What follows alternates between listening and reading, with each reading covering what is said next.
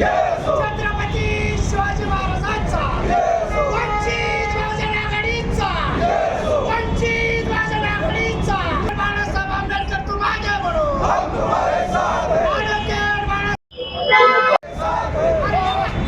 शासन हाय हाय, भारत शासन हाय हाय, गृहमंत्री हाय हाय, अंजली दमनिया हाय हाय, अंजली दमनिया हाय हाय, सुपारी बाज अंजली दमनियाचं करायचं काय? सुपारी बाज अंजली दमनियाचं करायचं काय? सुपारी बाज अंजली दमनियाचं करायचं काय?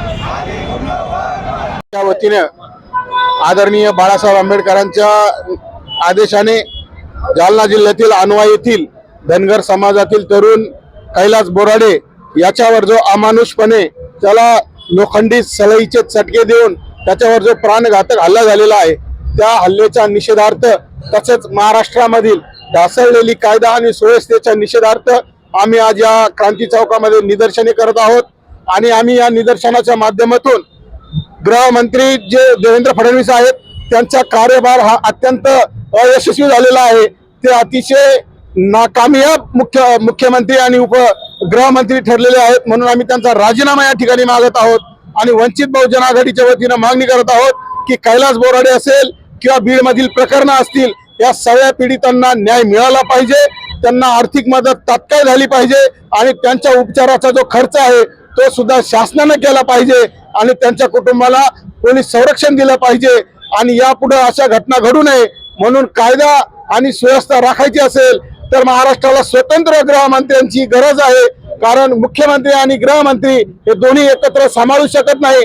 मागच्या त्यांच्या कार्यकाळात सुद्धा आपण बघितलेलं आहे, महाराष्ट्रामध्ये अनेक अन्य अत्याचाराच्या घटना, जातीयवादाच्या घटना या मुख्यमंत्र्यांच्या आणि गृहमंत्र्यांच्या कार्यकाळामध्ये होत आहेत. म्हणून मुख्यमंत्र्यांनी राजीनामा देऊन एक स्वतंत्र गृहमंत्री नेमावा अशी आमची मागणी आहे. तरंगी पाटील यांनी ज्यामध्ये मध्यधुंद अवस्थेत ते मंदिरात गेले, मंदिरात महिला होत्या असं सांगितलं. विषय असा आहे की जर मद्यधुंदी असेल तर शंकराच्या मंदिरामध्ये जर कोणी जात असेल तर त्याला तुम्ही पोलिसांच्या ताब्यात द्यायला पाहिजे, त्याच्यावर पोलीस केस करायला पाहिजे.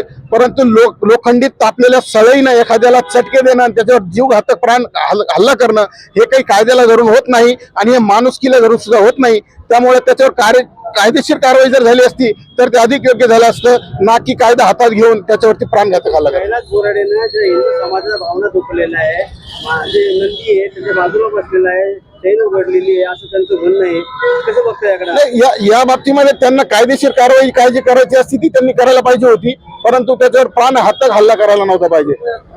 सरकारने घोषणाबाजी करताय तुम्ही, मात्र एकनाथ शिंदे आणि राज्य उपमुख्यमंत्री त्यांनी स्वतः फोन करून या घटनेचं गांभीर्य घेतलं. घटनेचं गांभीर्य एवढी घटना गंभीर होती म्हणून घेतलं का ते ठाकरे गटाचे मारेकरी होते म्हणून गंभीर घेतलं? नाही, या प्रश्नाचं उत्तर तेच देऊ शकतील.